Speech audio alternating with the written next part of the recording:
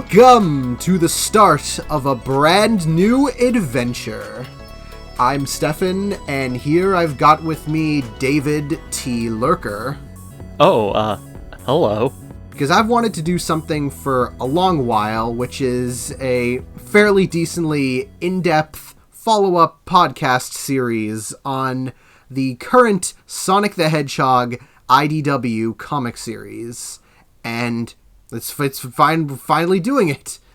I finally dragged David along to help me out with this, and every episode we're going to go volume by volume talking about this series that, at the time of this release, is going to reach its 5-year anniversary. It's already past 50 issues, so better late than never. Well, the first 50, that's usually, that's just when they're getting started, or when they're getting canceled. It depends on what comic it is. But I guess for Sonic, we're just getting started again. If you're talking about manga, then yeah, 50 chapters is just getting started. Right. I really hope that Sonic finds One Piece at the end of the series. That's what I'm waiting for. That is supposed to happen, right? I mean, I might be getting confused. It's fine. That was a joke. So for this video, of course, you saw the title, you know what it is. We're going to be talking about Volume 1, which covers issues number 1 to 4, Fallout. But first, I think we should start this off with a little sidetrack journey to explain how did we get here. Oh. Okay. Let's see if I can do this. So, Archie Comics releases the Sonic the Hedgehog comic book series. Since 1993, it's been going on for a pretty decent amount of time. It does pretty well for Archie itself. Critically wise, it's been very mixed overall, but by the time Ian Flynn takes on in 2006, it's been pretty steady.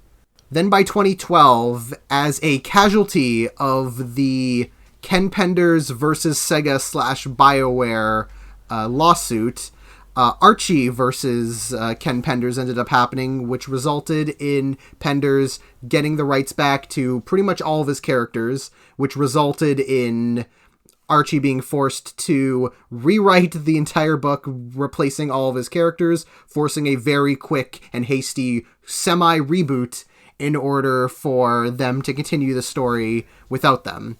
So, but Ian Flynn continued on. We got a Mega Man crossover out of it, and from there we got a more game-centric world with most of the same characters and style of those previous Ian Flynn issues, and continued on for a pretty well time. Like everything seemed to be going fine until 2015, when Archie themselves decided to do their own self-reboot with a new main Archie book written by Mark Waid and a bunch of other spin-offs. However, because of that, it resulted in them spending more of their resources on those Archie projects that they didn't put as much into before, which resulted in a lot of those resources which was put into their Archie action lineup being just thrown out. So you got the Sonic Boom comic, which at that point had lasted less than a year, being canceled. The Mega Man comic, which had ran for 55 issues, was quote-unquote put on hiatus. Right, it can come back. And even the Sonic trades, both for it and Universe, were put on a very weird, also again, year-long hiatus, which was both due to a case of not wanting to release the pre-reboot books due to the Pender stuff, and also again probably just resource stuff. There was even a weird thing where the main book in Universe went on a several-month hiatus for really no reason, and nobody really knows exactly why. It's there's been some rumors about there being a printing issue. There's been some things about internal struggles, but it was a lot of stuff. And then, but by 2016, everything seemed to be going good again. The trade started going up. The main Sonic and Universe kept going on pretty fine up until the end of its Unleashed arc. They released the Mega Drive comics as a part of Sonic's 25th anniversary. Everything seemed pretty good until the end of 2016, when, again, this has never been straight up confirmed by anyone yet, but it's been very kind of hearsay knowledge that Sega was pretty tired with the way Archie was treating Sonic at that time, so they basically and due to and also due to Archie themselves now putting even more resources into the Riverdale TV series, which was their next big project that they had their eyes on. Basically, Sega didn't want Archie to have Sonic anymore. Archie didn't need Sonic anymore, and so they parted ways, with the last issue being released, Sonic Universe number 94, with several incomplete issues being canceled, and 2 complete issues, the final part of Genesis of a Hero and the final part of Mega Drive, both being gone into the aether, and it's still very sad. Right. There's still the hope that those at least the complete issues will one day be published properly. I know there's some line art of the universe issues that were leaked online. I think if I may be mistaken, but I think Tracy Yardley put up some line art of issue 291 at least. Was it? Yeah, I know the universe art and the art for the post Genesis of a Hero issues, those were leaked online. I know Tracy Yardley released all of the line art for issue 291 up online and sold them for charity. And just like the other unreleased, unfinished issues, you can probably find them online if you just look for them. Overdrive did supposedly have some of it leaked online, but I wasn't able to find any of the actual pages for it. But as far as I'm aware, Genesis of a Hero Part 4 and Overdrive were completed. Right. It is the hope that somewhere out there, eventually someone can release those, and we'll see the true ending of Archie Sonic. Because that is also kind of the big blunder, is that because of those two, it's Archie Sonic basically ended incomplete. That is true. That is right. I know this. That we're talking about IDW, but I think it is important to note, yes, that Archie ended essentially on a cliffhanger, even though it was like a prequel story being told. But they were 10 issues away from 300. Sega and Archie couldn't come to some sort of agreement to just get to the big 300 and call it a day. They just couldn't. They wouldn't, and that's why we still need to find out what happened to Sally, Princess Sally. we gotta refer to her royal. But yeah.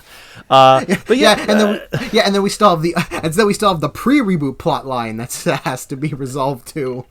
That is true. I know that Ian has said, IDW has been known to pick up incomplete storylines and finish them, which is true, but I feel like it's a bit more complicated when it comes to Archie, both pre and post reboot, partly because Sega doesn't seem super interested in revisiting the Saturday morning cast, even in their retooled post Genesis Wave version. Which is a bit of a shame, if only because it would be nice to have a conclusion to any of those stories, or to that universe that was built over the course of over 2 decades. And honestly, at this point, what I kind of wish more than honestly, even more than continuing the stories, is I want them to just reprint the stories, because it's you literally can. The only way to actually see this the story, if you're not tracking down in comic shop for the issues, is to just find scans online. Because Archie Archie had to discontinue it since they no longer have the license. But it's it's such a shame that there's no real actual way to truly read those comics again. So it's if anything, if IDW was we're putting out books, big books that include a bunch of issues of the classic, a classic Archie Sonic series, and then you have a bunch of the Ian Flynn era, and then the post reboot Ian Flynn era. It's there's so much that you could do, and it's it's just, it feels like a lot of a case of Sega not really wanting to bother with it, and then also the Penders whole thing of we don't want to even if they're reprints, we don't want to step on those toes, we don't want to step on that minefield, and so at this point they're just kind of screw it.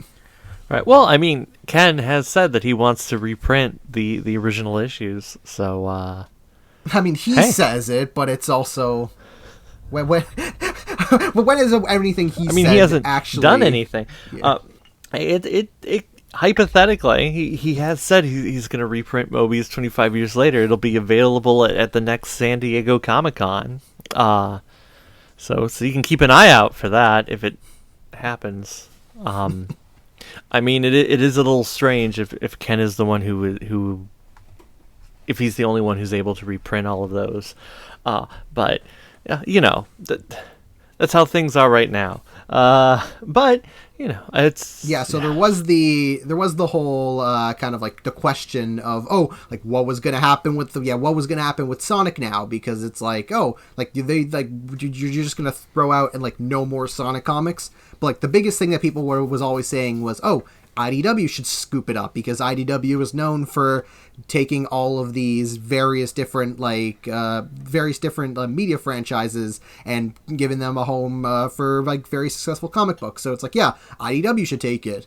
And sure enough, a couple months after the cancellation was officially announced in July, the Sega and IDW like officially revealed their partnership and that they would be continuing on the book.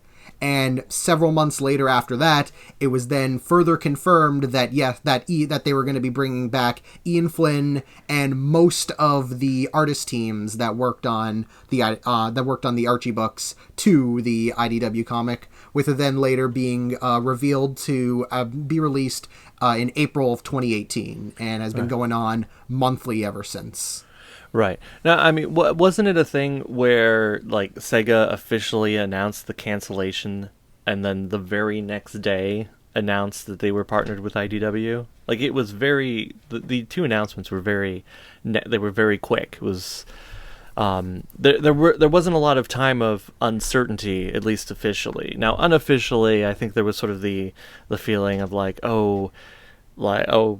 it is over. They just haven't said it, but like they were very no comment until they were like, oh yeah, it's done. Oh, by the way, IDW is taking over. Right, the IDW series was announced on July 21st, following the cancellation of the Archie Sonic comic 2 days prior. Oh, there you're right. All right, so it was very, very quick. Now, I'm assuming that Sega knew that Archie had been canceled for a while and wanted to work out the details with IDW before they even announced the cancellation of the Archie book, which I guess makes sense because, they didn't want that uncertainty. I know that I think there was at least there might have been one or two other comic book companies that had been interested, but they might have not let it be known that they were interested until after the cancellation was announced, and by then it was too late because things had already been locked in.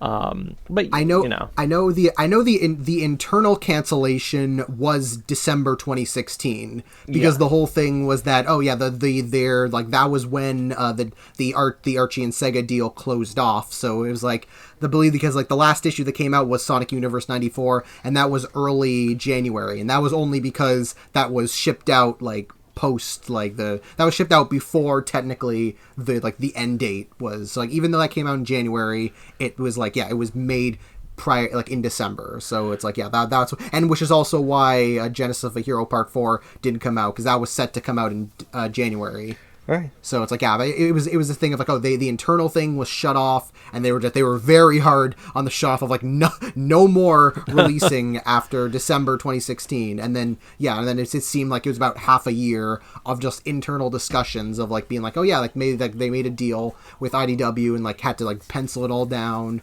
figure out everything they wanted, and then finally revealed that we're happening. And then, in August, shortly after the announcement, they had their creative summit. But it was a creative summit without anybody that would actually end up being like the creators. So, which is why I'm like, what was that? What happened in that creative summit? Was it literally like, I feel like the only thing that could have happened is just them being like, do we get Ian Flynn or not? Yeah, I mean, I from the get-go, I mean, Ian Flynn was the obvious choice. I don't know how. If they had any conversations where they were like, hey, let's bring in somebody else entirely, I mean, which would have been interesting at the very least. You can't say whether or not it would have been good if they brought somebody else in. It's hard to say, because who knows, if they were like, oh yeah, we are bringing back the original, we're bringing back Scott Shaw. I mean, that would have been interesting. But Ian was the safe bet, and I feel like there really wasn't a lot of conversation outside of Ian. in terms of who would be spearheading the comic, who would be writing it. I mean, it just feels that way to me. I don't know for certain. I wasn't there. I wasn't in the room. They didn't let me in. I knocked on the door. Iizuka stared at me, and then he mouthed the word no, and then I went back to the parking lot. So, yeah, they wouldn't let me in. So, yeah, well, I didn't have a real pitch. I was just like, I want to come in, I'm going to write it, and it's just going to be Sonic running for 22 pages. He won't say anything. He won't do anything except run. And I guess that's why Ian got the job. But yeah. So yeah, I mean that's pretty much it. What you said. I guess the only thing. Oh, I hit the thing. Technically, the Archie book started in 1992, not 93. Oh. It was the mini series, right? Yes, the original mini series started in November of 92, even though the cover date was 93. It's 93. Yeah, because cover dates are 2 months behind. Or, I mean, ahead. Yeah. Yeah. So that's a worthless piece of trivia for you. It technically was published before Sonic 2, even. So. Oh yeah, because of Sonic Quarter. Right. Yeah. So Tails was a known entity. He was out and about. Before Sonic 2 came out. To tell that at a dinner party. That's what I do. Yeah, so after the announcement that Ian Flynn would be there was also promotional art created by Tyson Hess, who at the time was like exploding due to his upcoming work, not just upcoming, but around the time his work on Sonic Mania. Yes, this is prior to the movie, prior to when he fixed that. Yeah, this was the point where it was like, which it is kind of funny how like just like the explosion of Tyson Hess when he was a guy that was just like, oh, he was there like with the Archie crew doing like he did like a couple like arcs here and there, and then he kind of got his big breakthrough doing the Mega Drive book basically because Ian Flynn was like, he has the perfect classic Sonic artwork, we gotta like do this book for him, and because of Mega Drive is what got him the Mania cutscene job, and the Mania cutscene job is now basically made him the Sonic artist that pretty much only everybody cares about, and saving the movie. Right. Yeah. So there's a lot of steps from that original boxer hockey comic where he's just nipples the enchilada. Yeah. He's done a lot of steps, and now he's like the Sonic guy, essentially.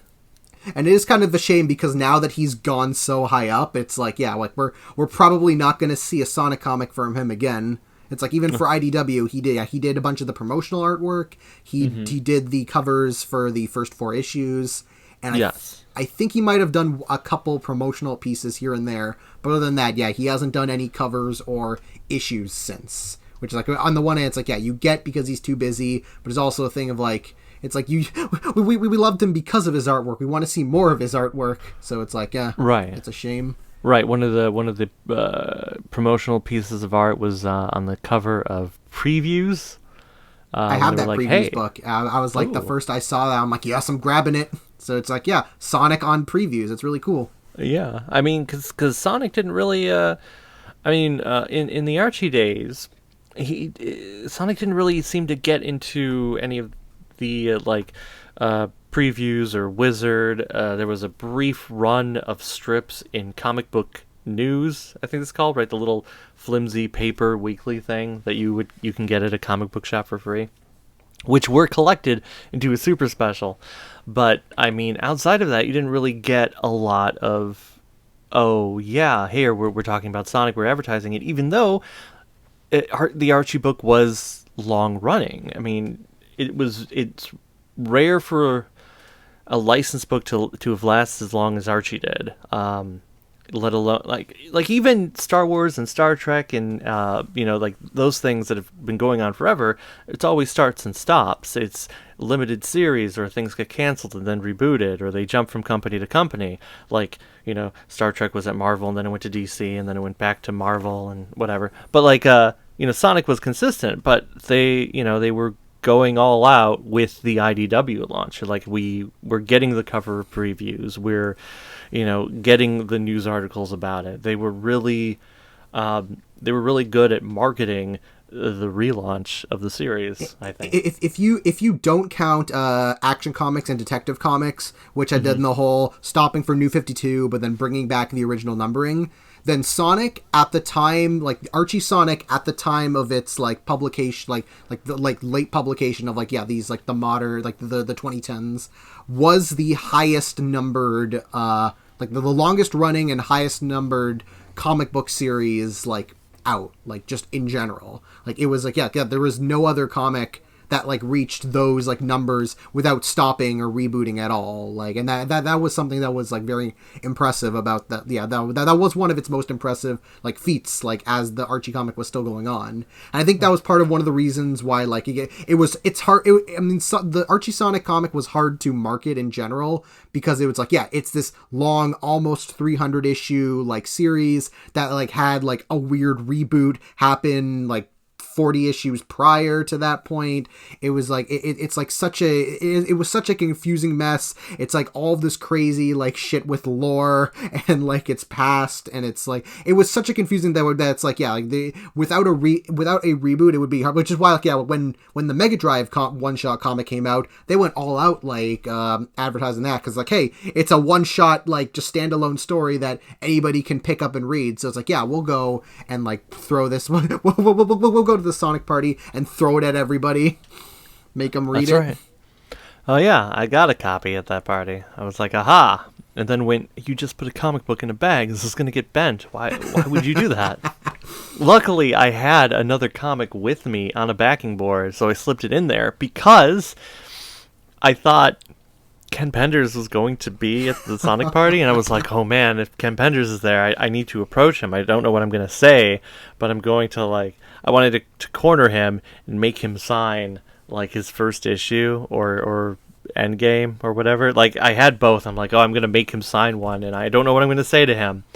I was going to be nice, but then he didn't show up, and I was like, oh, I just brought this comic for no reason. But it was lucky because I was able to slide in the Mega Drive, and then it didn't get all messed up, which was helpful. That's a little aside. Ken, Ken went to an award ceremony because his friend Elliot S. Magan got an award, and he's like, I want to go there instead of a party full of Sonic fans, which was probably the right call on many levels, but but I still wanted him there just because I thought it'd be funny.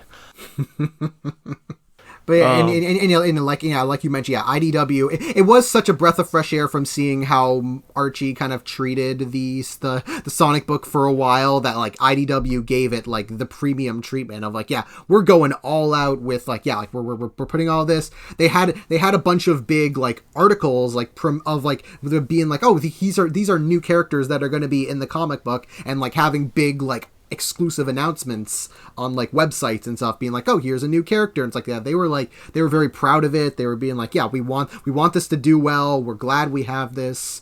And it's and then the big thing was that the big difference for the first arc in comparison to everything else was that all 4 issues were released at the same time. They were all released weekly, all in April. Yes. And then starting with issue 5 in May, went back to the monthly approach, which I think was done for 2. I think the reason was that they wanted the issues to be released starting in January, so it can be oh, have the 12 issues, have a whole year of the story. But I assume that probably there are probably some delays in regards to getting the deals written up with Ian and other people, and they're oh, we don't know if we have time to get it all written down and finished in time, so they're just how about we just wait until April, have them all released in April, and then put it out from there. Basically just kind of cheat that to say that the book ran for a whole year, even if it technically didn't. Right. Yeah, I mean, that makes sense to me. And as we'll get into talking about the story really soon, I do think that definitely benefited it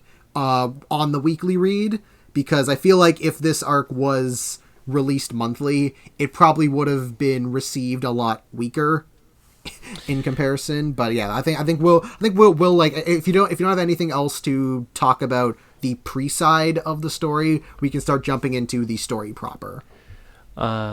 Yeah, I can't think of anything offhand. I mean, yeah, I'm sure they drew it before it was released. I don't know. I got nothing. Okay. We do have confirmation that Tracy finished issue 1 in January of 2018. So Okay. there's that at least. Okay. That makes sense. Yeah, and I mean it was sort of a reward for people who were waiting because Archie was unceremoniously canceled, and it was like, oh yeah, we're bringing back Sonic, so we're giving you 4 issues in a month, which, weekly comics is a hard thing to manage. That's why most places don't.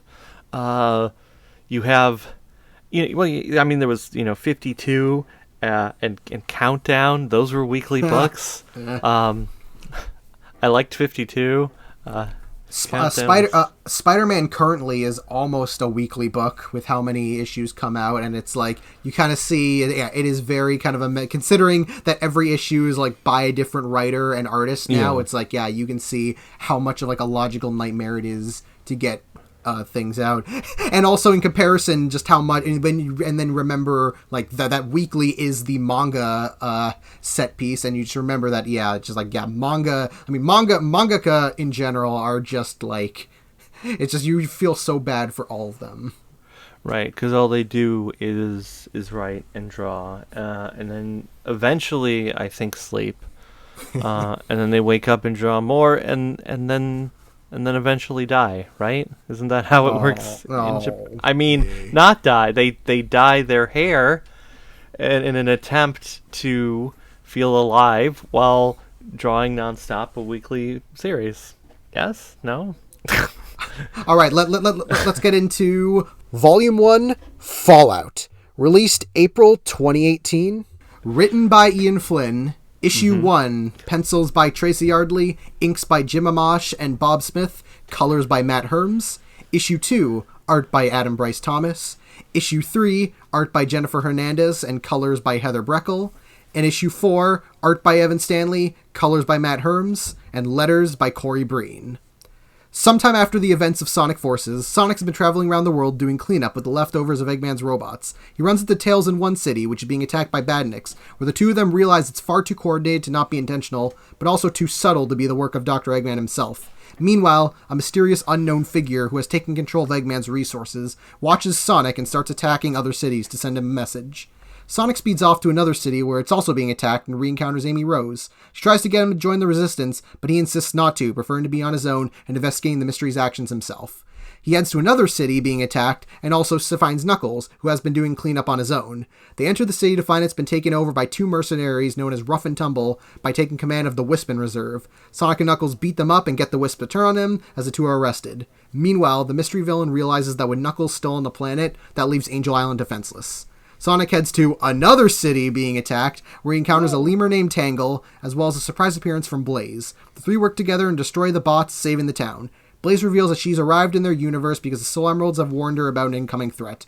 Elsewhere in another town, Dr. Eggman lies in wait. Oh, yeah.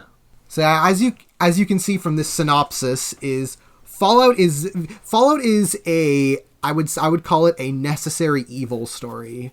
Of like it's a story where it's like you kind of need something like this to set up like how this universe works, reintroduce us to all these characters, give us the little hints and like tips of like, oh, this is what to expect going forward into the story.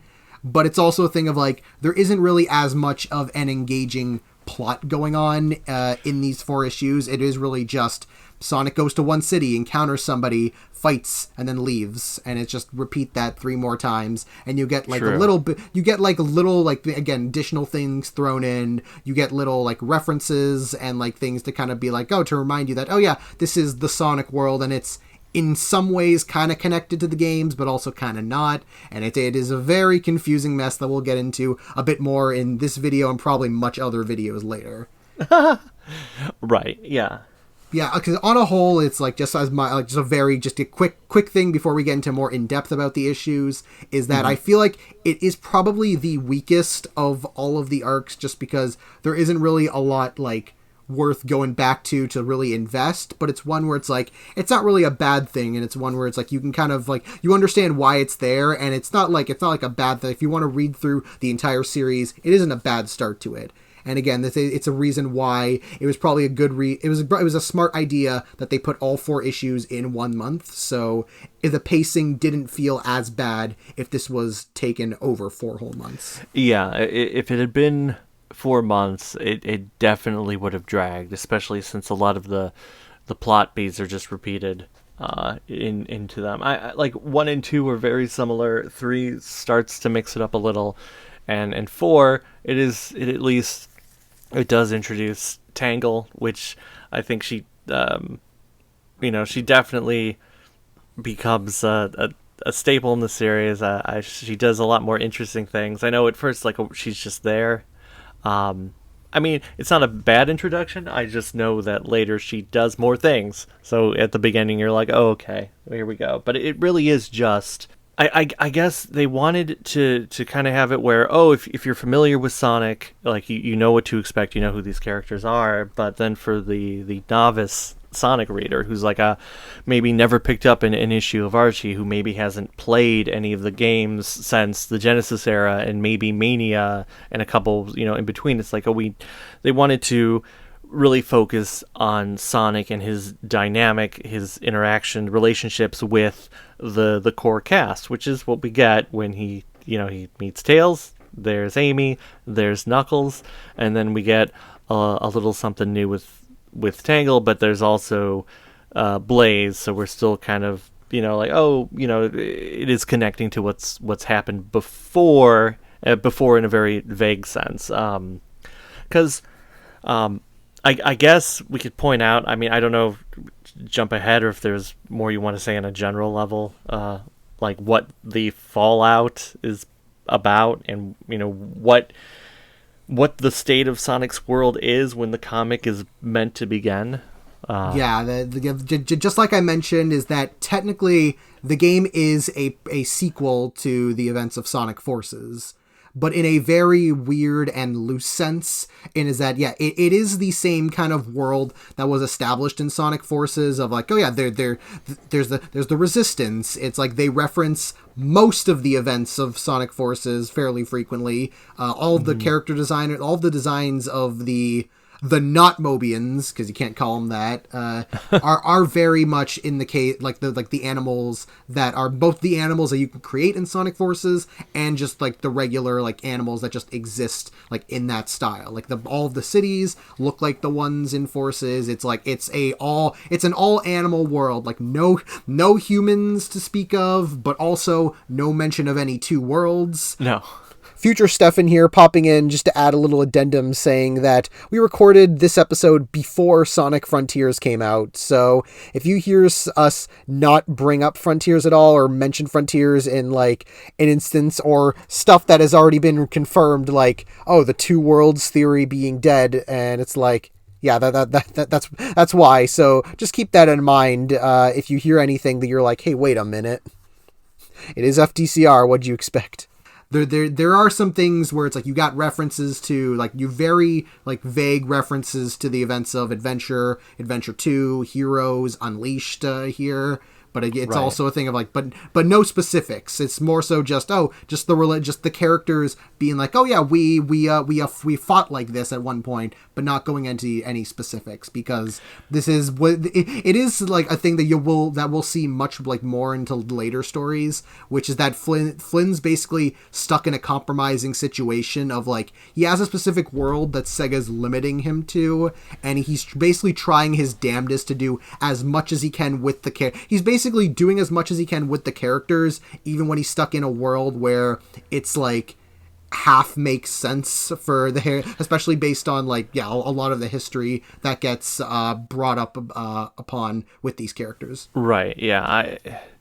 That is, I think, one of the issues that I have with IDW in general is that you can tell that there are those moments where Ian is pulling back, and it doesn't feel like, oh, you can tell it doesn't feel like it's the fault of Ian, but the fault of everyone above him. Like I mean, it's Sega essentially, where they're trying to keep things in this somewhat neutral state because, like, oh, it seems to exist in the game universe, but it's not the game universe.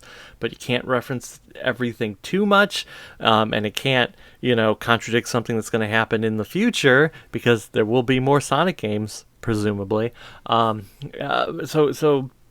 there is this weird dance that didn't quite exist in Archie because Archie was set up differently. It was it told you right away this book is not the game universe but something completely different because you have the Freedom Fighters and you had the whole backdrop of Knothole and Mobotropolis and the world that had been built over those years. Like, they didn't pretend it was the games. The book, the IDW book, is like, well, this is the games for the most part. I guess the most specific they get is page 1 when you open up the first issue and you see the final bosses of Adventure and Heroes and Unleashed and Forces, where it's like, yes, this is what we're setting up.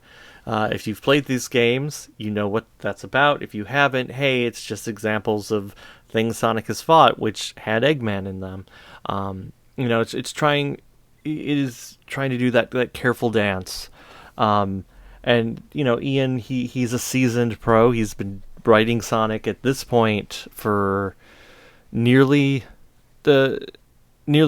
almost 15 years at this point. So he's familiar with all of it. But I mean, I couldn't help but feel a little bad for him because this was the second time that he had to start over from scratch, basically, because there was the Archie reboot, and then IDW is another reboot, but like completely, except games have happened presumably. So and it is a shame because the reboot, the Archie reboot, I think handled it very well, which is kind of this idea of all of there is a lot of original, it has a lot of aspects from that original comics of you have Knothole and the Freedom Fighters and all of them, but it also plays in this thing of pretty much every single game minus Unleashed, Lost World, and Chronicles happened in this universe, and it's they'll constantly go back and reference being here's the they'll specifically reference the events of Adventure 1 or Adventure 2, or you'll get flashbacks to Sonic 1, Sonic 2, Sonic 2 Master System, Tails Sky Patrol, and it's he builds such a fun timeline of like I mentioned that in one story he has a flashback to the events of Sonic 2 Master System, which then immediately ties into the events of Tails Sky Patrol, and he connects the character of Wendy Witchcart from that game to Naugus, who since he's a SatAM character counts in there, and then you throw in Breezy from, again, SatAM, and connect that to the Sonic 2 Master System, and then you connect her also to the events of Sonic Heroes, and then it's then you bring in other characters, you bring in back Scratch, Grounder, and Coconuts from AOSTH, and have them show up. In a Silver Future story, you have the crazy scientist guy, and he gets to have a little role and things. He builds on basically everything that Sega has access to, basically everything non-Penders and non-underground that Sega has access to, and just kind of goes with it and has a lot of fun with it and brings in his own original creations to it. It very does feel like it, on a plotting sense, it's a thing of you really need to be aware of Sonic to appreciate it, but it's also just a thing of it allows him to show his love of Sonic in a way that he could only do in a certain way in the pre-reboot, because he had to work with the established continuity of everything that came before him.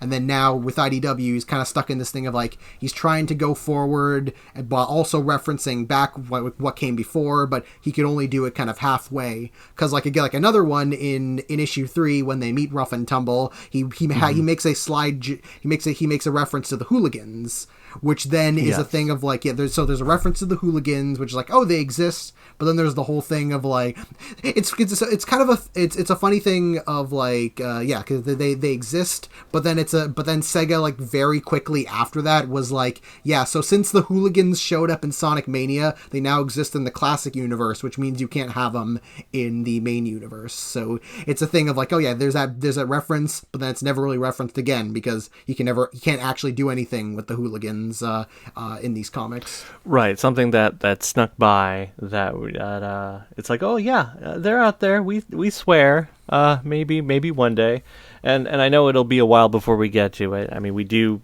see them in something, but yeah, we'll get to that later. I'll save that in the future. In the future, right? And I mean, technically, I guess you could say there's a version of Princess Sally that exists in this universe because the Forces prequel comics, which weren't published by IDW. There is a tiny drawing of her in a thing behind Rouge. So, but it's not the Princess Sally. It just looks like her. So who knows? But like, Sega's not gonna go, oh yeah, that means she's part of it and she's part of the story. It's like, no, that's just a reference, a cameo that means nothing.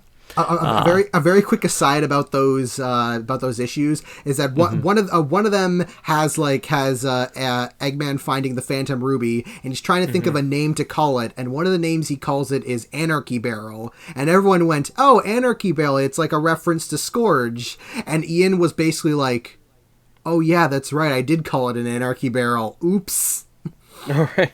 It's just like he completely accidentally made a reference. It just with that just shows that after like writing for so long, even he's gonna forget some things that he's come up with. Right, which makes sense.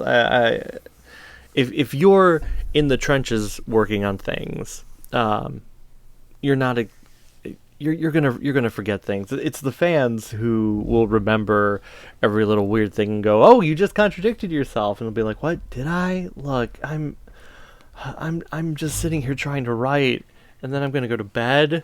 So basically, the George Lucas effect. Yeah. Yeah, it's right. So there is that little the hooligans reference, which was neat, even if we're not gonna see them. I guess issue 1 also has more explicit references to the events of Forces in the sense that Sonic references the create a character. He calls someone buddy, and he's like, hey, I knew if I had a friend who used this, and he hands him the Wispin, and he's like, oh, hey. So it's like, oh yeah, I guess that happened, but whoever that is gone. It's funny that Sonic referenced the character with no name, because then when you do see the splash page where Sonic's facing the Forces boss, there's a very clear, oh, it's just Sonic standing by himself. You definitely don't see classic Sonic or the Avatar. So, but I guess it happened. It all did happen. Most of it happened. Supposedly, Rivals 2 didn't happen.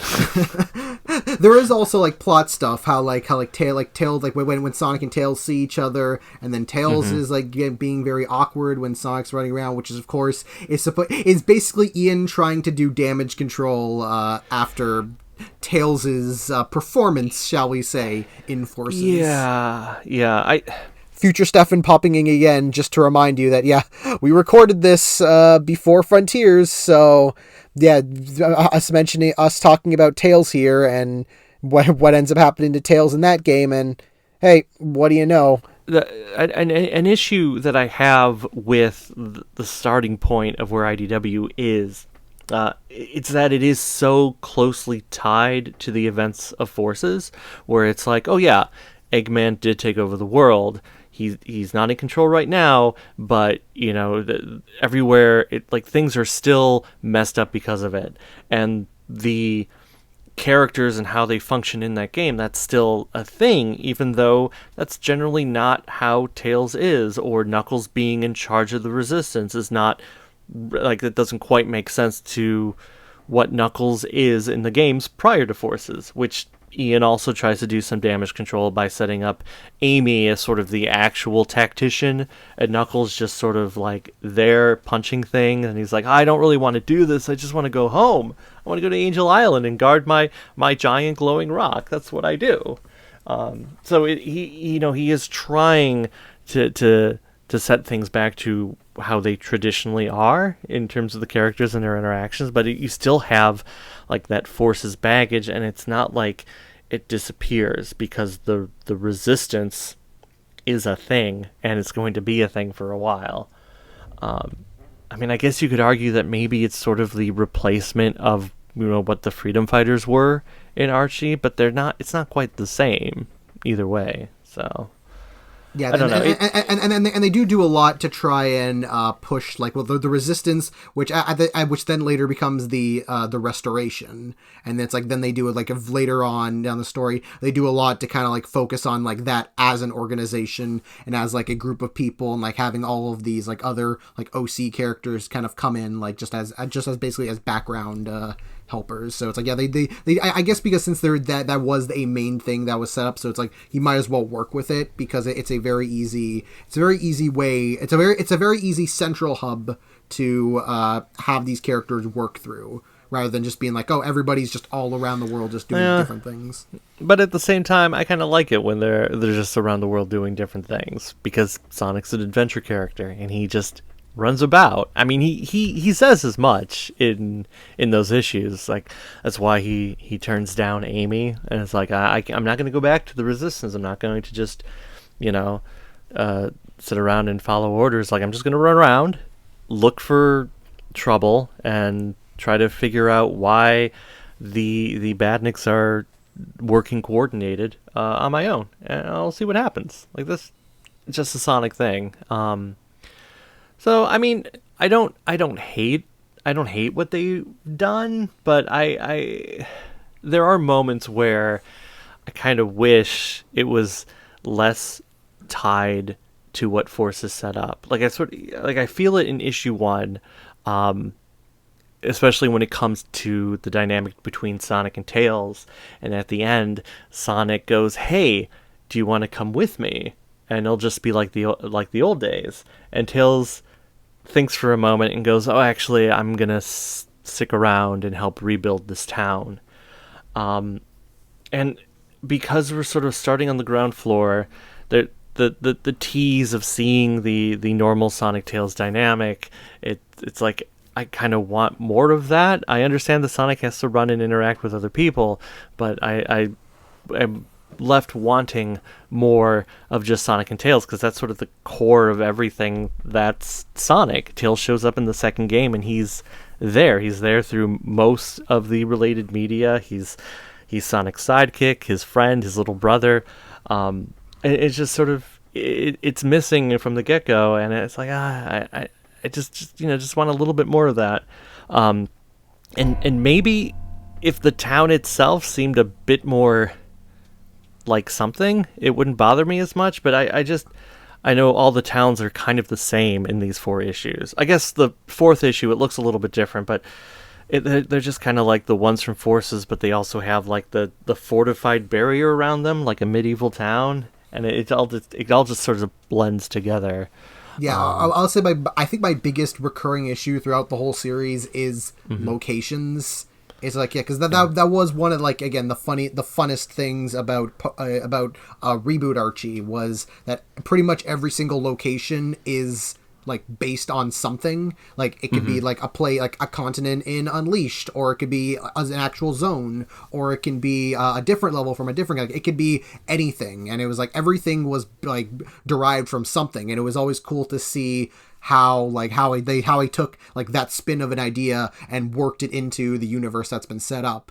But with here, it's because it's this whole thing of like, oh, it's not exactly the classic universe, it's not exactly the world from Adventure to Unleashed, it's this weird kind of Forces hybrid thing of like, so pretty much all of the cities are very nondescript original locations, like either they're the ones from Forces or nondescript original locations. Like, I think there is like 1 or 2 like zones from other games that do pop up later down the line, but right. Like for the most part, and especially here, it's like, yeah, they're all just original places that are just that are filled with like with these nondescript animal characters, and it's like again it doesn't feel like you wish that because you know that especially with these artists, like they could do a lot more, like they could do a lot more with more like interesting like areas and like designs where it's like this it's just very simple town. Right. Yeah, because the people who are involved, Ian is the writer, and the artists, Tyson, Jennifer, I mean, they all know what they're, they know what they're doing. It's just, you can tell there's certain things in place where you can't get too wild or crazy with making a new looking place. They're still playing it very, very safe and comfortable at this point. Which I also understand, but there is that want of some more wild thing, or more visually wild places.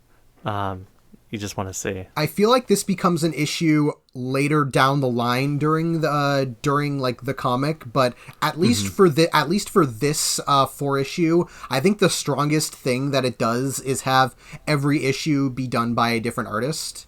Because I think because again, like since every story is like pretty much just the same setup, it would feel much more repetitive if it was all just one artist. But by having you have the first one being the reunion between Ian Flynn, Tracy Ardley, and Jim Amash, who hadn't inked a story in a while. So it was bringing them. It's this reunion of like the trio from issue 160 and like who all came onto Sonic like for the first time there, and it's like having them all do like a classic Sonic issue together is like that's very exciting. And then you get Adam Bryce Thomas doing his thing, which I'll say I just gotta say quickly is that I came around on Adam by Bryce Thomas so much because it was during his time on late Archie, where he basically took over for Tracy doing Universe. And I personally kind of found it underwhelming because I felt like he was trying to ape Tracy's art style, and it just kind of felt like he was trying, but it felt like very lifeless in a lot of ways, and just like everything looked a bit too clean and like not as expressive as it could have been. But then I think starting with the Sonic Forces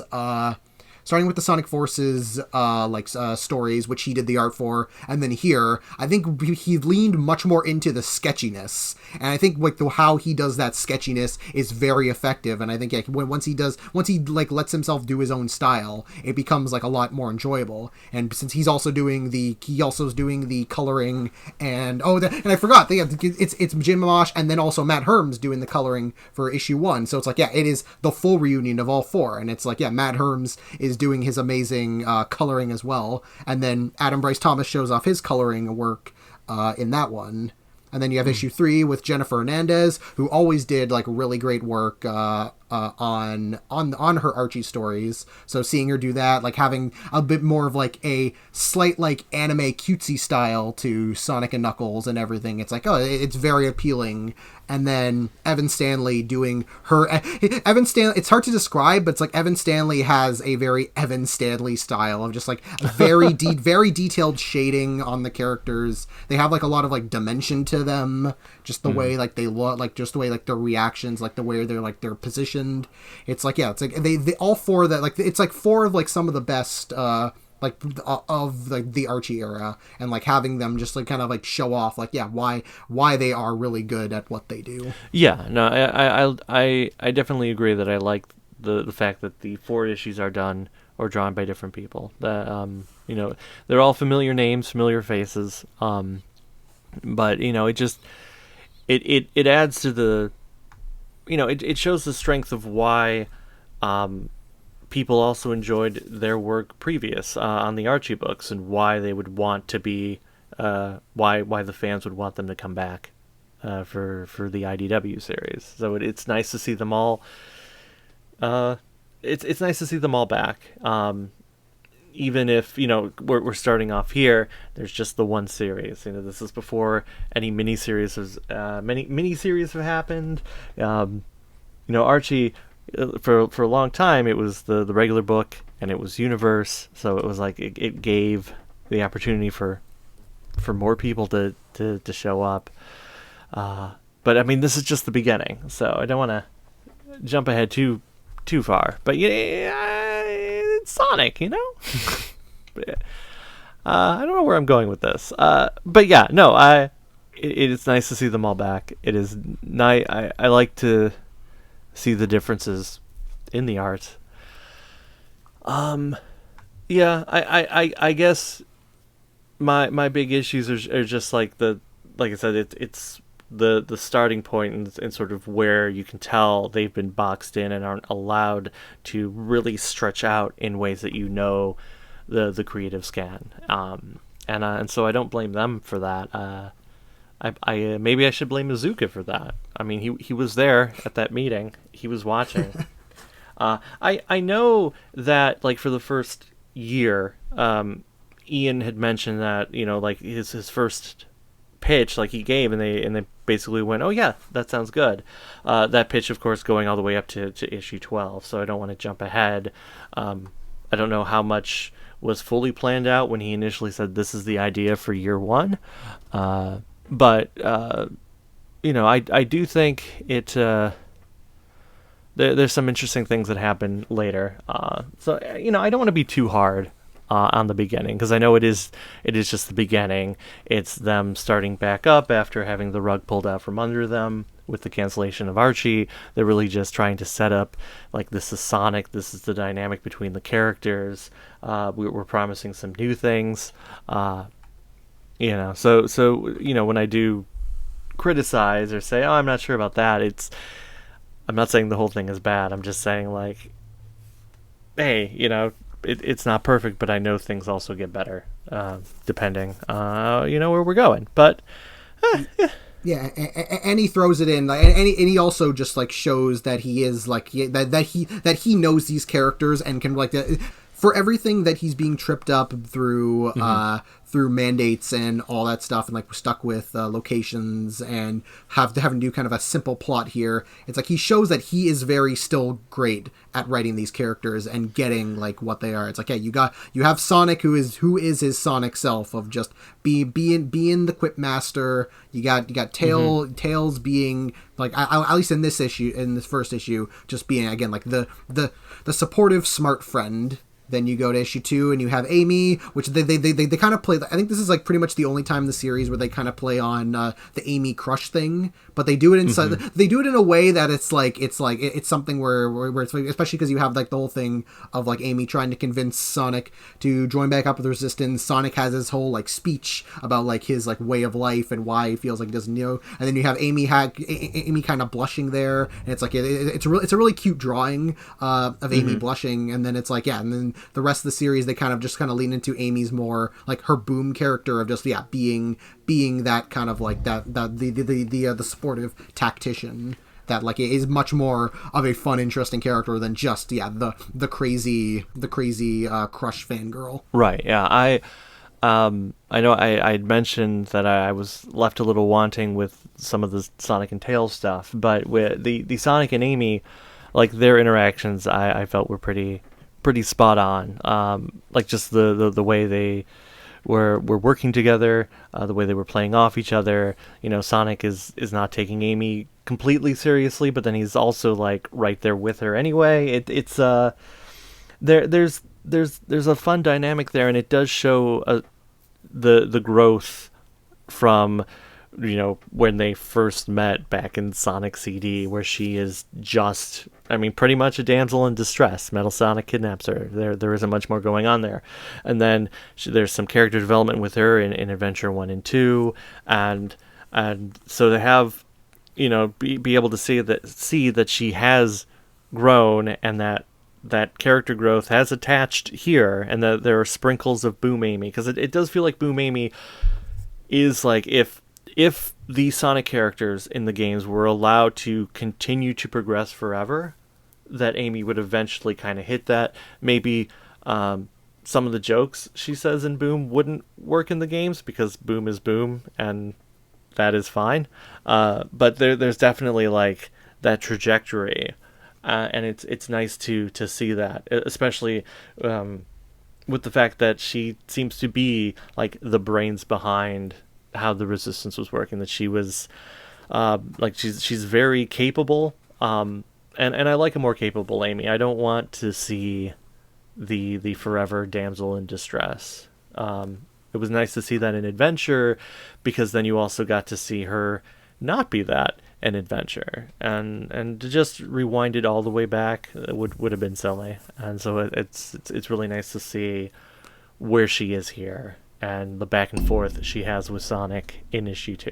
So I really do enjoy that. Yeah, especially because technically that character is like derived from like in Forces, but it's just Forces' characterization is so flat across the board that it's hard to really determine anybody has a character. Yeah, it's more so like it's more so just everybody just exists. So it's like, yeah, that's why I feel like it feels like the more like, yeah, to use the Boom comparison here than the Forces, because it's like, what technically what character was there in Forces? And it's like, yeah, nobody really had any. No, so like, I mean, yeah. Amy, because if you really want to get into it, in Forces, Tails is way more upset at Sonic's disappearance than Amy is. Amy seems pretty okay with the fact that Sonic's gone, and seems pretty okay when Sonic comes back. And it's like, yeah, so they're not even... Forces isn't even trying to go for like the low-hanging fruit of Amy's obsessed with Sonic. Yeah. It's weird. And then you throw in Knuckles in issue 3, and it's like Knuckles is probably like the weird one. But I guess it's mostly just because of how weird Knuckles is written, like in general, especially because of all like everything, like across like all the other comics and Boom and like the other games. It's like he's such a weird enigma of a character that it's like, oh, it's hard to be like, oh, it's like. It feels like it's again like this one is just again doing its own thing, but it's one where it's like, oh yeah, it can work. It's be yeah, Knuckles is like he's again just being the solo guy. He's like, it's more of a friendly rivalry than like the more like kind of like gruff rivalry that we've seen in like other versions of Sonic and Knuckles. It's like they're much more of like, oh, like they're both trying to outdo each other, but in like a friendly way, versus like say like some like Sonic and Shadow interpretations where it's like it's a much more aggressive rivalry in that sense. And it's like, yeah, it's more of like, yeah, they're both just kind of having fun. Well, then you throw in the bit of like, oh yeah, Knuckles is just really wants to get back. He wants to really clean up fast before he can get back to Angel Island. Right. Hey, and I don't blame him. Like the Master Emerald's just sitting there. No one's guarding it. What if something happens? What if something happens in a few issues from now? That would be a problem, Knuckles. Maybe you should go back home now. Where are you? And then there is like that good, there is the good mystery of like, oh, it's not Dr. Eggman who's the villain, it's something else, and it's like, oh, we don't know what that something else is. And because of how like kind of weird the whole like, especially at that point, we didn't know exactly how much the mandates really stretched, so we were like, oh, like it could be anybody. And it's like, oh, like I was even being like, oh, maybe it could be this person, it could be this person, it could be that person. It was like, it was something. And then when it finally is revealed next volume, it'll be like, oh, it's like a surprise that actually like it's a surprise and it makes sense. So it's like it's a good like mystery it's a good mystery of suspense to build up that makes you want to keep reading, like not just this for this arc, but then continue on more, because you're like, you want to know who that threat is. Right. Yeah. So it's very very mysterious so far. I mean, we do see Orbot and Cubot. They don't do a whole lot. Wait, is it only issue 3 we see them? Or, oh, wait, no, that might be, I think it was the end of issue 2, right? Because they're holding that data pad that shows Rough and Tumble, who we haven't mentioned, I don't think, at all, which they're the first pair of, like, original ongoing characters in the series. And I think of the 3 original characters that are introduced here, I think Rough and Tumble's introduction here is much better than Tangle's, because again, like Tangle's has like, oh, she has a really cool design, and it's like it's a thing of like, oh, she has the potential to do good, rather than like, oh, her introduction is like, oh, she's all right. It's just, yeah, she's a spunky lemur girl, and that's about it. But like Rough and Tumble, it's like, I mean, just goofy as shit kind of like villains are something that are always kind of easy to catch up on. So it's like, oh, just have Rough and Tumble be these like these two dumbasses that are like very like Team Rocket-esque, that are always like having their own theme songs, doing their own Sentai poses. they're ones that are like they're hard to hate, but they're just really fun to like watch, which is why like I think like that whole third issue and like them fighting with against Sonic and Knuckles, like it really shows off a lot of like the best comedic aspects of the series. There's some fun stuff with them. It's right, because I mean you don't want to get. I don't think you want to introduce someone like too dark, too serious, too quickly. So it makes sense that Rough and Tumble. That's who you're easing in, and they can come out whenever. They can be there for comedic effect, but they can still be a threat in the right situation. I guess sort of in the grand tradition of villainous pairs that have existed throughout Sonic history. Scratch and Grounder. Boko and the Sonic X Boko and Deco, those guys. I mean Orbot and Cubot, of course. I guess Snively's alone, but maybe Snively and his hair.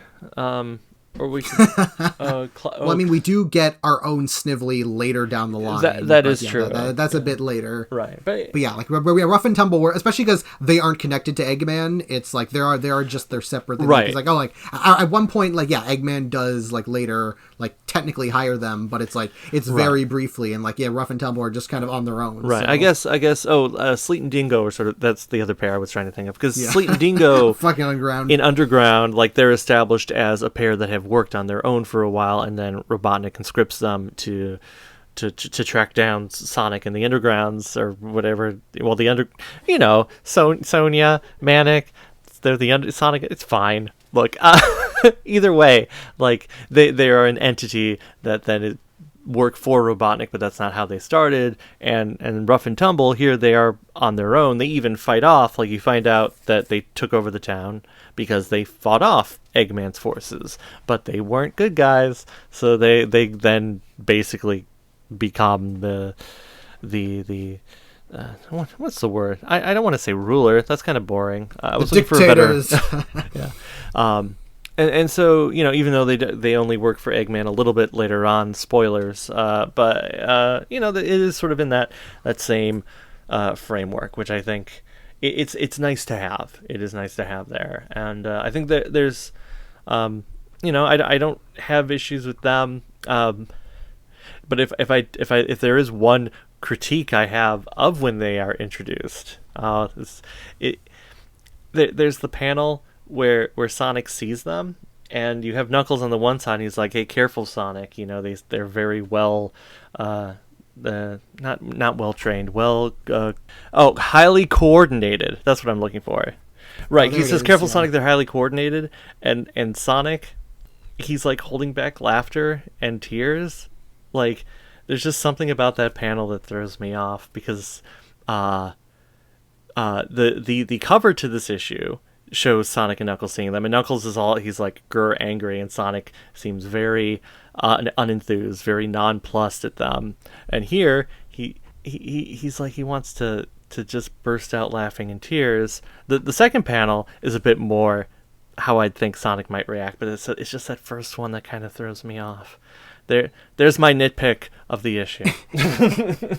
It is very ironic you say that, because I'm going to mention this page again a bit later down the line. Oh, okay.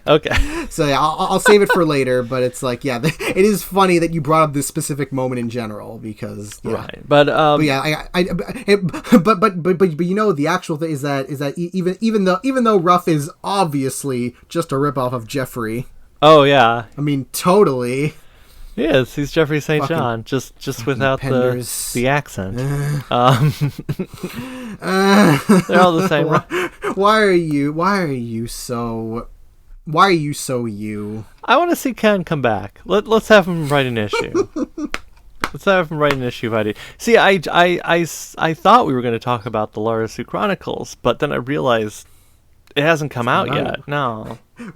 Once it comes out, we'll do an episode on that. Oh, definitely. I need to talk about the Lara Sue Chronicles when it's out. I'm probably going to talk about it a lot, probably more than any human should, but I will.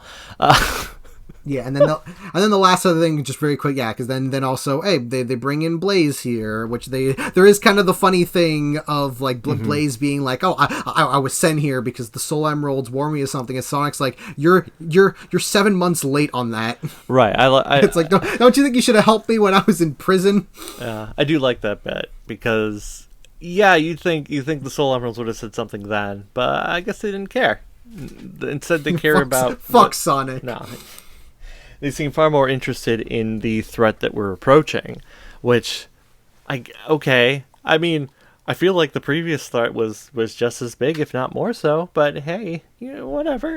Especially because, spoiler alert, the threat after Blaze leaves is much bigger of a threat than the threat that she stayed to deal with. That is it's true. kind of a weird. Yeah. That is weird. Right? She comes.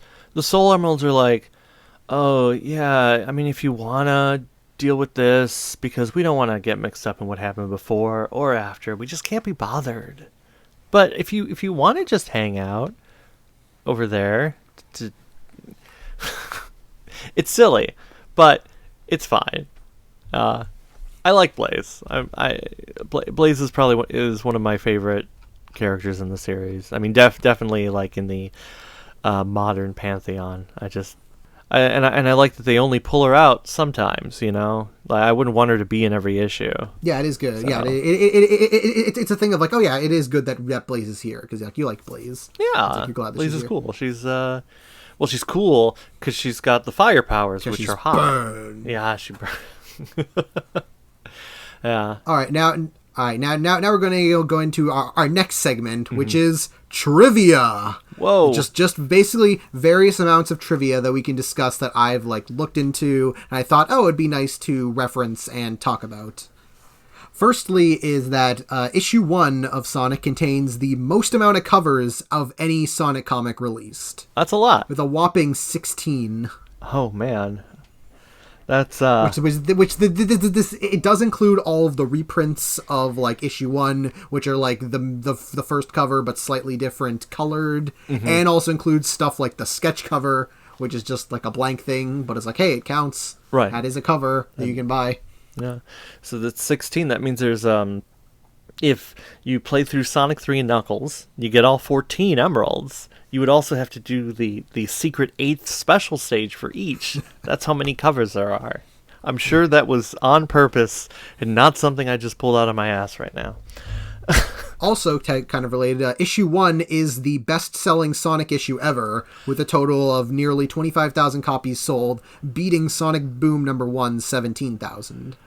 Well, I mean, maybe not.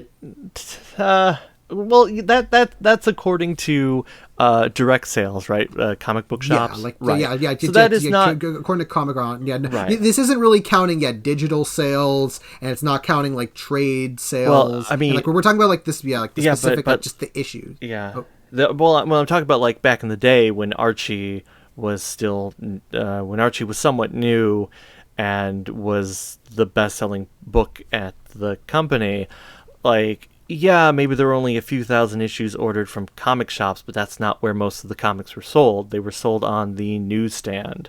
So you would have like 50, 60,000 issues being sold or more on a monthly basis through the newsstands.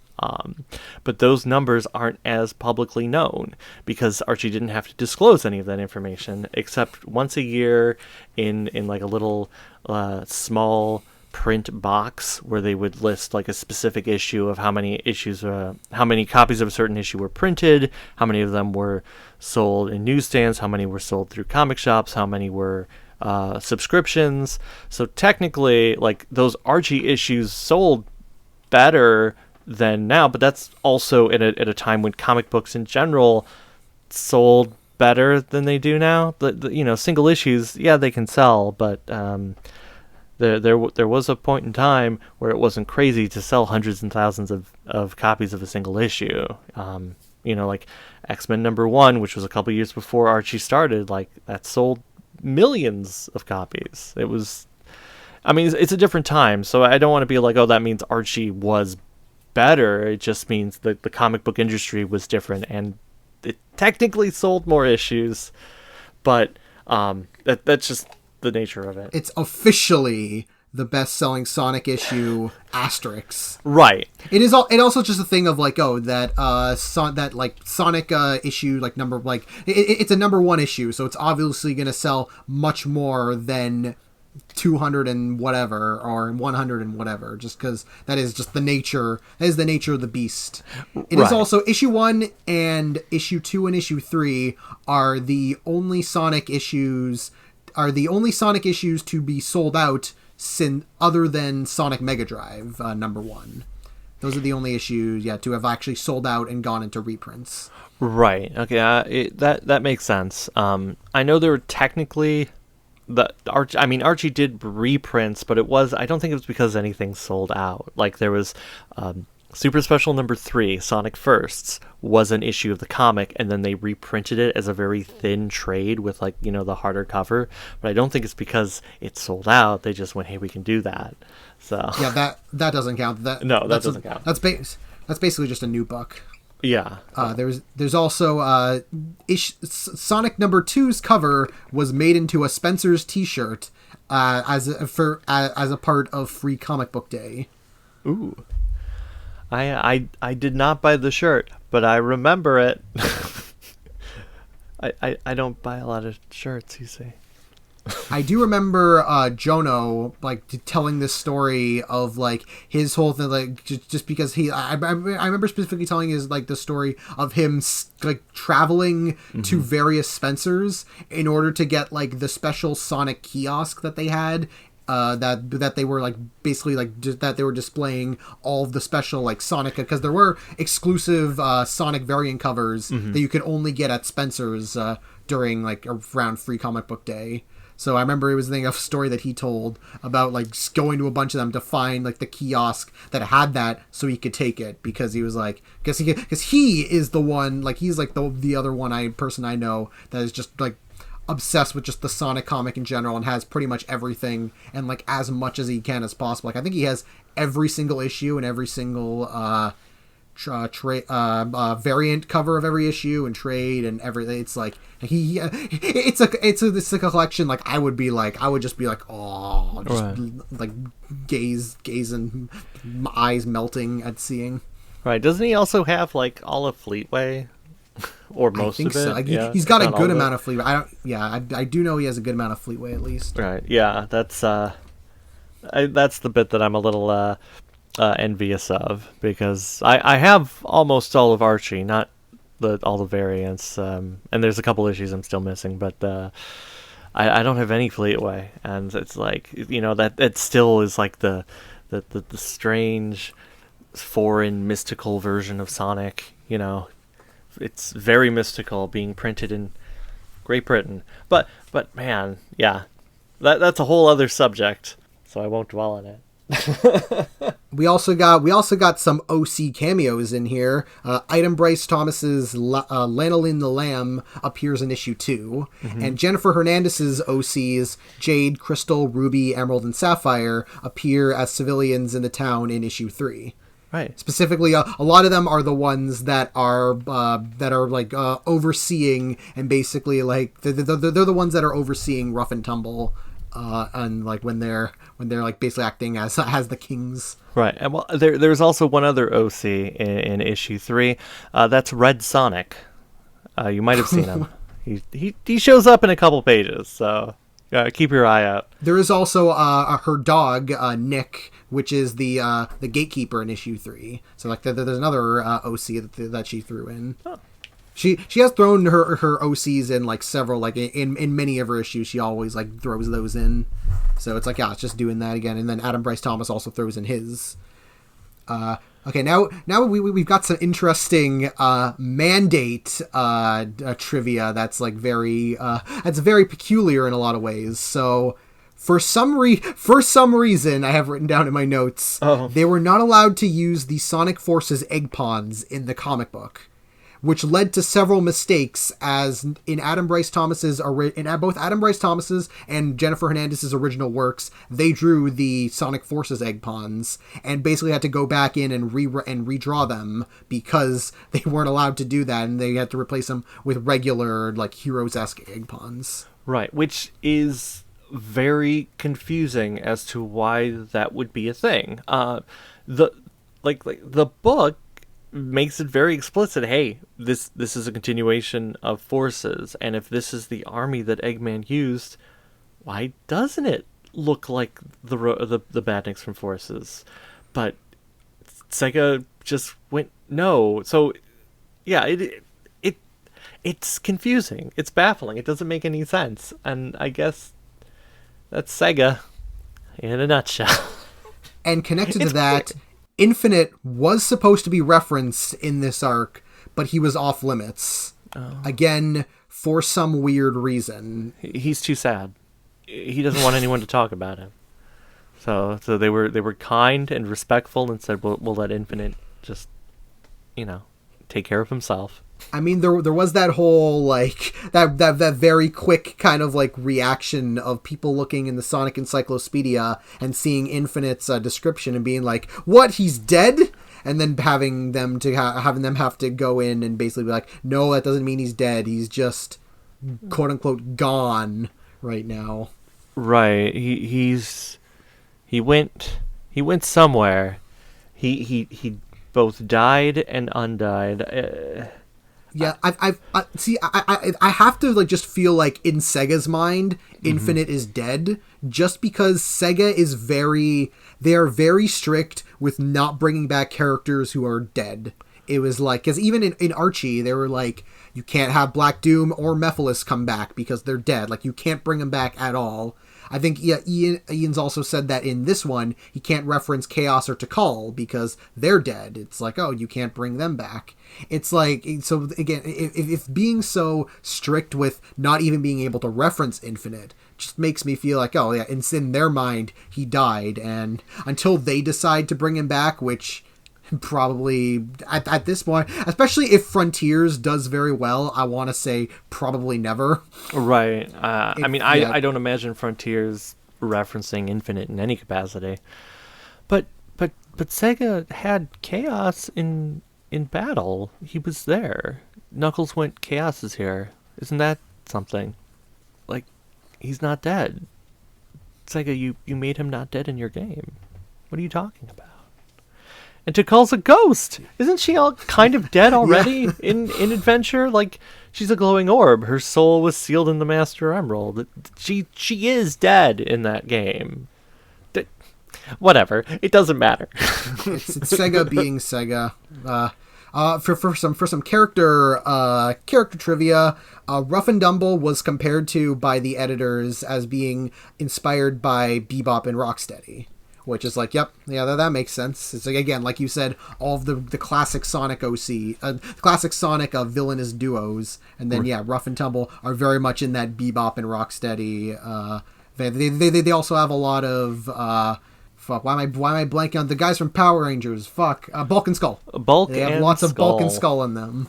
Oh. Like if you've played the Bulk and Skull theme over them, it's like it'd fit perfectly. Oh, would Detective Stone be? Well, we'll get there. Okay.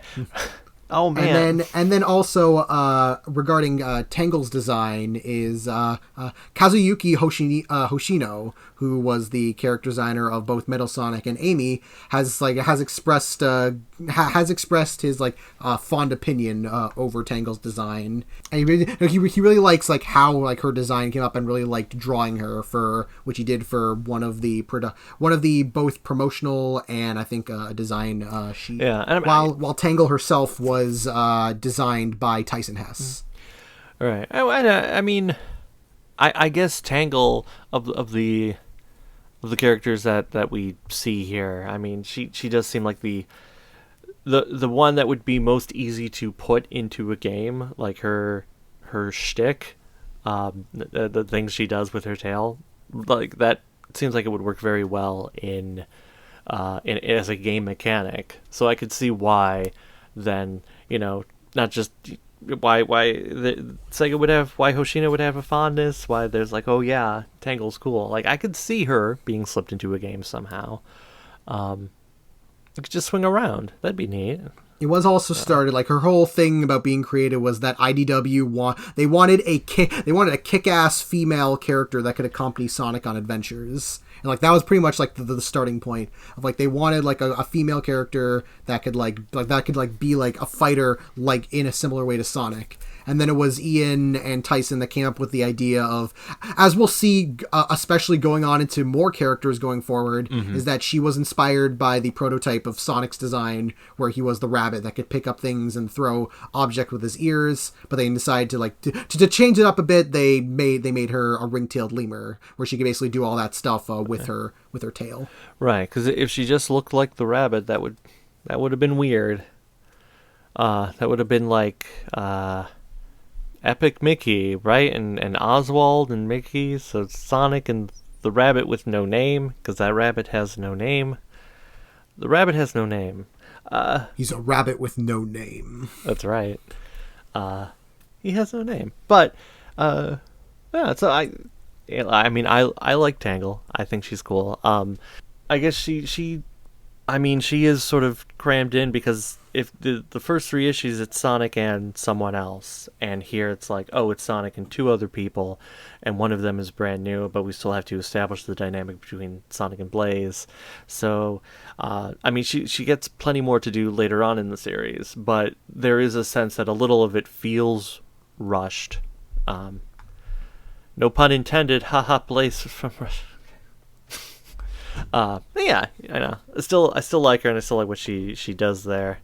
And I'm looking forward to revisiting her later adventures as we go on down the line in the book that we're reading. All right, now I've gone through my trivia section, so now before we wrap this up, I want to give a little spotlight that we can basically just kind of to go through kind of our favorite like things about for every volume. We'll do anything where we'll have these four little categories where we gonna do our favorite things about certain parts of these issues. So it'll be our favorite issue, our favorite moment from the 4 issues, our favorite main cover, and our favorite variant cover. Because since there's also the covers, and the covers are in a lot of ways a big part of the story, so we want to like have like a good way of outlining of giving them some love in some way.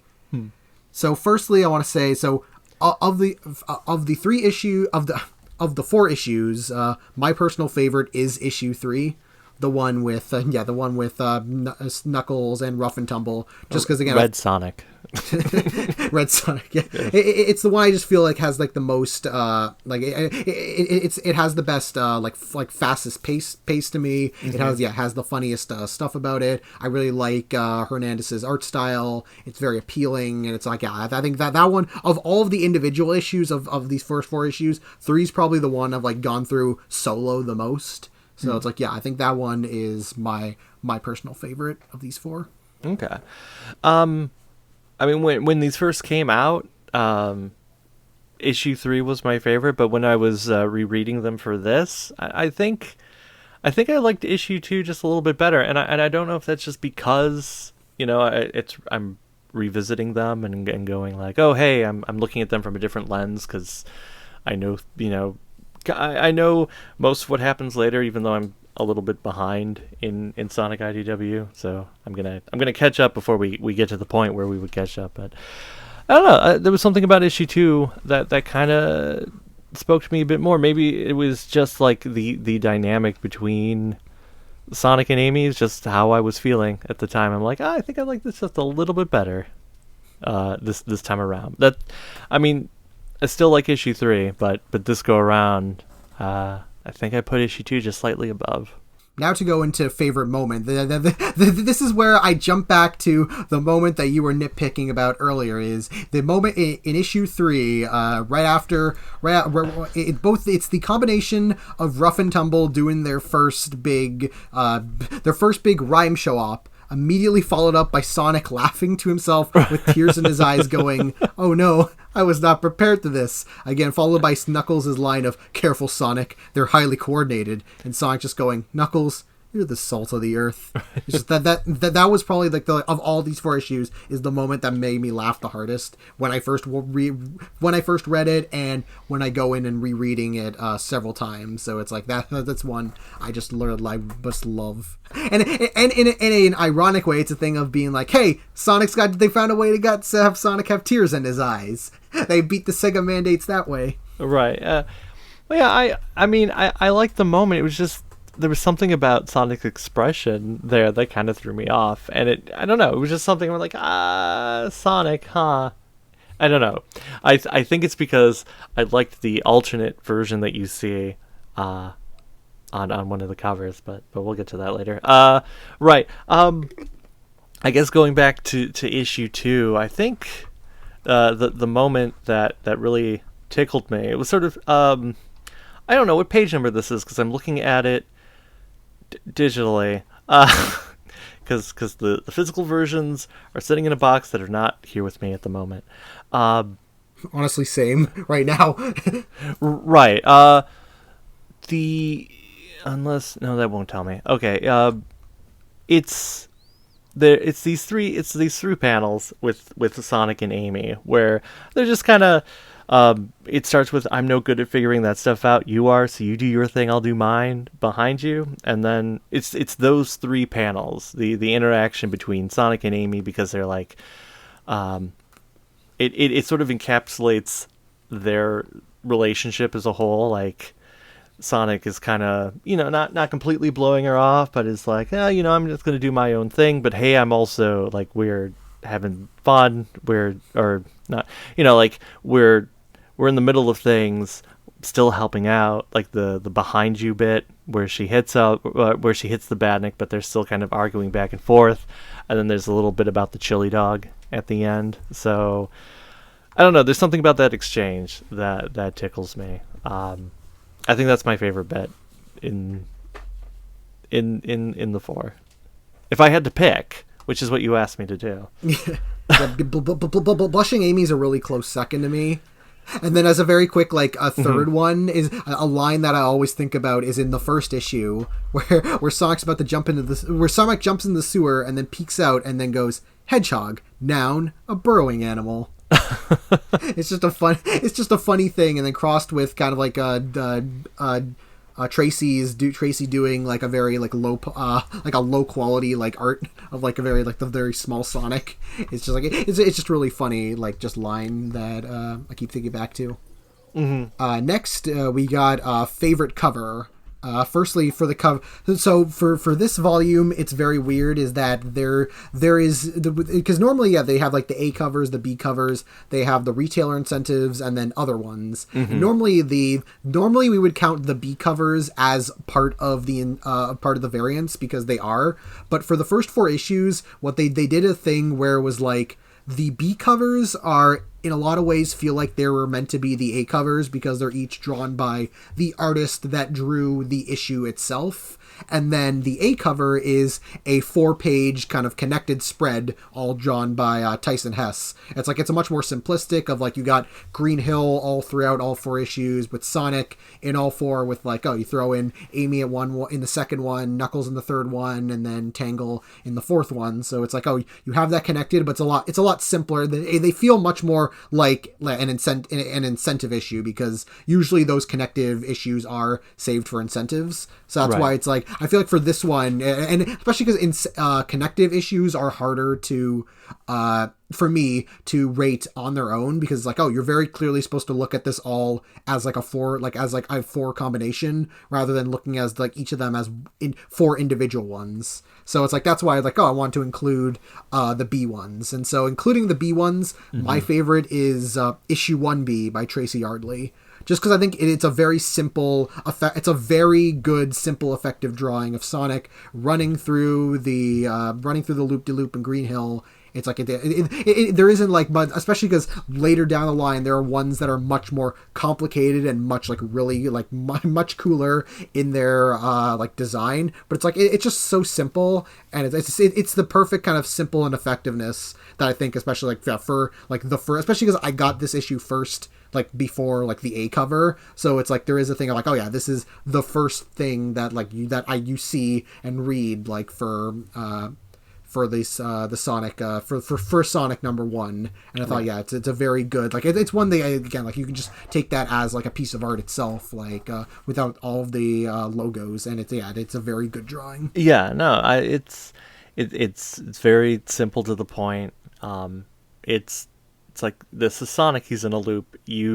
I mean, what more are you gonna ask for when you're looking for Sonic? Like that's quintessential Sonic right there. So that makes sense. That's a good that's a good choice. Right. I guess I didn't want to pick something super obvious. And like you, it was hard to.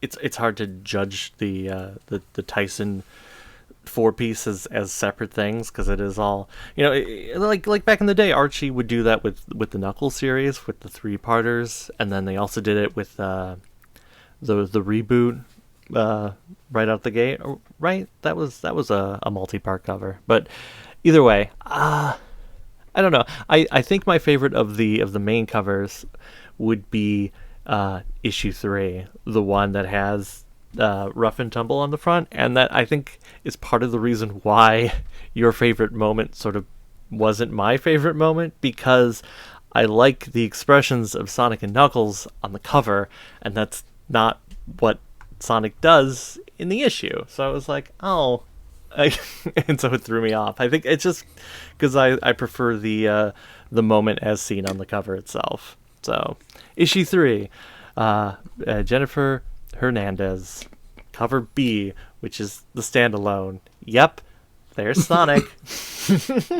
And as for variant cover, because of course there's like loads of variant covers here. Mm-hmm. I think like the name that we should probably like the name that we should probably like mention in regards to especially the variant covers going forward is Nathalie Fordain, yes, who basically becomes like the main variant cover. Like I'm pretty sure has at least one variant cover for every single issue going on, and she has such a great like distinctive art style that it's very stylish, very clean, it's very smooth, and it's so good that Sega then went on to basically have her do a bunch of like Sega Channel and like just regular like social media posts, like just drawing like whatever, and it's like it's one where it's like, and she does end up doing like a couple issues like going forward in the future, but it's a case of like, oh, you wish she did a full issue in this style, because it's like, oh, it's such like a cool, appealing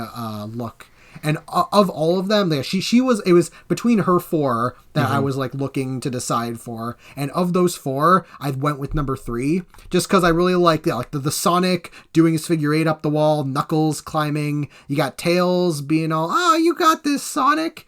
And it's like, I just think like of all the 4 of them, I just really liked that setup. I think it's like Sonic and Knuckles have really fun expressions, and it's like that one is probably my favorite of her 4. Yeah, that's a good one. Yeah, I mean, wait, how do you say her first name? Nathalie. Nathalie, okay. Yes, Nathalie found, like, I do enjoy all of her covers. Like, so it was kind of hard to pick exactly. So I feel like it's sort of a toss-up between issue 1 and 2, because issue 1, it's like still very classic, like there's Sonic and Tails, and it's Sonic's kicking a Bandicoot and there's a Flicky. It's a very cute Flicky. But I don't know, maybe I was just rediscovering issue 2 as a whole. I might go with her cover there, just because it also has the casino aesthetic. Like I like Amy's expression, and she's fighting, and Sonic's still doing his thing in the back, but the Eggman casino that's hiding out there in the background, I really enjoy, and kind of makes me wish that casino was somehow in the issue itself. But I know there's some casinos later, but I'm a fan of Sonic casinos. I feel like I should also make a shout out about the John Gray's Spencer's cover for issue 1. The one that has the Spencer's logo in the corner. Yeah, I mean, I've enjoyed John Gray's style for a while, and he it's I don't know, it's hard to say no to anything that has a death egg on the cover. So I mean, I also enjoy that, but I think the issue 2 one with Amy is my favorite cover of the alternates in this batch. If I had to be hard pressed, my opinion might change tomorrow, so we can re-record this. It is good that you mentioned, John Gray's, his Spencer's cover, because John Gray does go on to do a bunch of covers in the future, some A and some B, and I'll just to keep it very as spoiler free as possible, is that Sonic IDW is kind of my learning to love John Gray, of just him basically upping himself every single time he does a new cover. And it's like, his one that he does, that he has for his variant one, it's a very good one. But then when you go on to look like his next ones in the future, and it's just like, it looks bare. I'm just gonna say it looks bare by comparison, and it's just like, it's gonna be fun to talk about John Gray's future covers. I'll say that at least. Right. Yeah. I've enjoyed his style for a long time. I know he did draw some issues there back in the Archie days, a couple with some controversy, but you know what? It's fine. Who cares? I like it all. Oh yes, but Henry. I'm excited to continue down the journey, and because I know there are some crazy covers that he draws later, like really detail. There's some cool stuff. Yes. Yeah. So that I think that is. Sonic. Is there any last minute thoughts you have on Fallout? Not the game, the comic. All right. Tails says the word vlog in issue 1. I don't know how I feel about that. He says selfie. He says selfies and forces. Yeah, I wasn't a fan of that either. I get it as, hey, this is modern day vernacular, but when certain things are mentioned, it feels like it's trying to market at a point in time where Sonic is where Sonic should feel a bit more timeless, because even if it is Earth, it's not our Earth, or if you want to call it Sonic's world or whatever, there's still like a slightly surreal, almost timeless quality to it. So even when human cities show up, it's not like, oh, look at all this very specific clothing from 1997 or whatever. I don't know. So I always get a little thrown off if it's something too specific to what is us, like in our reality, and in a phrase that may or may not be in vogue in 10 years, that is a nitpick. I know it's a very little thing. So at the very least, vlog works, because vlog is a video log, and we know video logs exist in this universe. So it's like, if the Tails shortening it to vlog is like, I mean, it's weird just because of because of what we've attributed the word vlog to mean. But it's like, if you take it as a video log, and it's like, that's how, it's just a shortened version of that. It's like, it's fine. Right. I know things get better. I mean, it's not okay, because when I say it gets better, I'm not saying it's bad. I'm just saying, what am I saying? You go first. Because I feel the exact same way of like, it is one where it's like, there isn't really anything special about like I'm not going to go back, and I never really go back and read Fallout like just on its own. Like there are a couple like the volumes and arcs going forward that I have gone back through and just reread those 4 issues just on their own. But there isn't really anything to go back to for Fallout, because all it is just, it's just the introduction and just kind of setting the stage for what's to come. And it's like, like, and especially because by issue 5 is when it like immediately jumps back up in quality, and it's like, okay, we've got the story going, we're off to the races, and it pretty much stays at a mostly consistent like quality all the way from there. So I think if you're just having 4 issues that are kind of like, I wouldn't say dull, but on the kind of the middling side, but like you're having a purpose of it. It's like, oh, it's the beginning, so you kind of need, like, it obviously could have been like, it obviously could have been better with some working. It's like, obviously, like a good beginning probably would have made this like this comic even more like, oh, if they did something of like, oh yeah, like they could have done something like truly great and exciting. But it's also a thing of like, yeah, like they're dealing with a lot of weird Sega mandate shenanigans. So right. Like he's doing the best that he can, just kind of set up, okay, these are the rules of how this world's gonna work, and we're just gonna kind of set up like, oh, how the story's gonna play, so that we, again, once we get to issue 5, they can just jump right into the story, and it becomes much more engaging and interesting. And it's like, yeah, so it's a one where it's like, yeah, I'm not going to go back to it a lot, but it's like, oh, it's not one that I would say, oh, it's terrible, badly written. It's just like, oh, it exists, but it's like, it exists, but it's in a positive, it's the positive universe of it exists, because like obviously like, it exists can be used as a negative of like, oh, it exists, it's like, I have no opinion on it, it's just whatever. But it's like, oh, it exists it exists for a reason, so I'm fine with it. It does exist, and it would have been nice if it does feel like it plays things very safe, and I know there's a lot of reasons why it is playing things safe in the beginning. Some I understand, some I'm like, oh, you could have done, you could have done more, Sega and or everyone. Well, I guess mostly Sega. I feel like, yeah, if those mandates didn't exist, these first 4 issues would have been different at the very least, So, it is Ian and the rest of the team. They are playing with somebody else's toys, and I know there were rules connected to that. But I guess, in some ways I do miss some of the more perceived freedoms, at least with the Archie book, because since it was different, and it was also dealing, like, whatever contracts Archie had with Sega, like, those were based in old, like, 1992 terms, so there were probably things that they could get away with, that they couldn't get away with, that they would never have allowed to be in the contract that they signed with IDW. I mean, this is just me speculating because I've never seen those contracts. Nobody's ever shown me. I don't even know if they exist. Maybe they didn't. Maybe it was all made up. It's just like Ken Penders' contracts were all fake. I swear. But yeah, so it is safe. It's just taking its time. I know there's a lot of repeated things, but there are still some good moments and some nice art, and it's not a train wreck. It could have been a train wreck. This could have been the worst thing ever.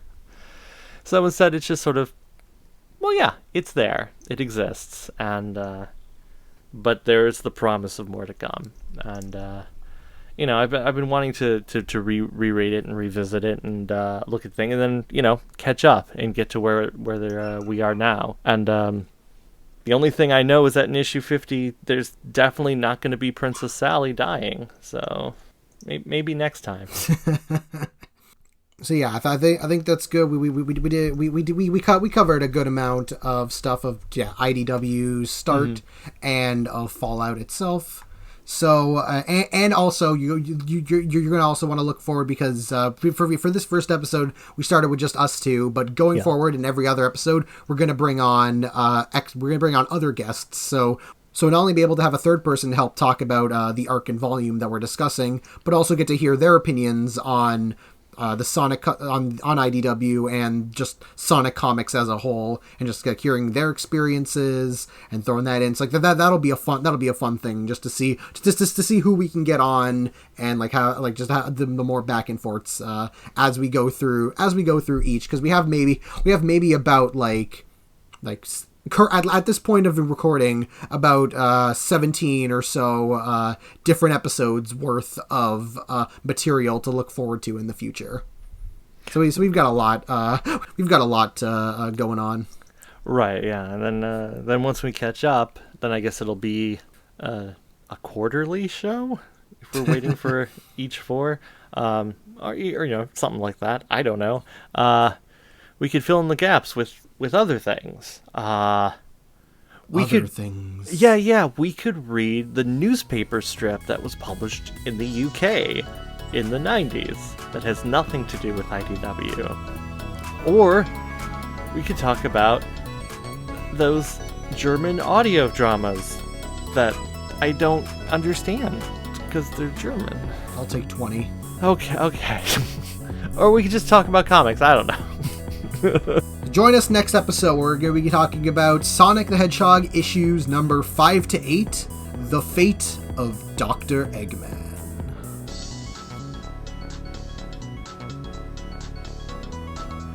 I wonder if he'll show up. Probably not. Oh, yeah, you're right. It's just a cardboard cutout. Spoilers.